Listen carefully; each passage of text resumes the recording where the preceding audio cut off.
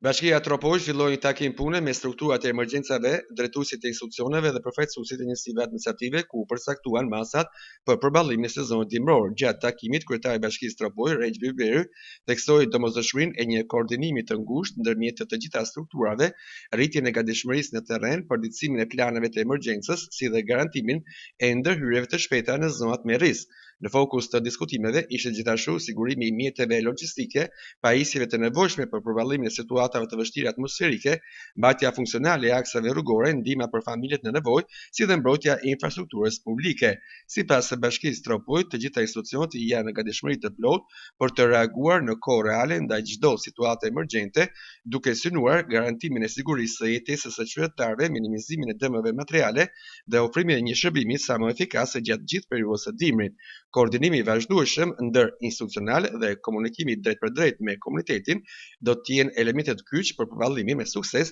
të çdo sfide që mund të sjellë sezoni i ftohtë, u tha në mbledhjen e strukturave të emergjencave civile të Bashkisë Tropoj.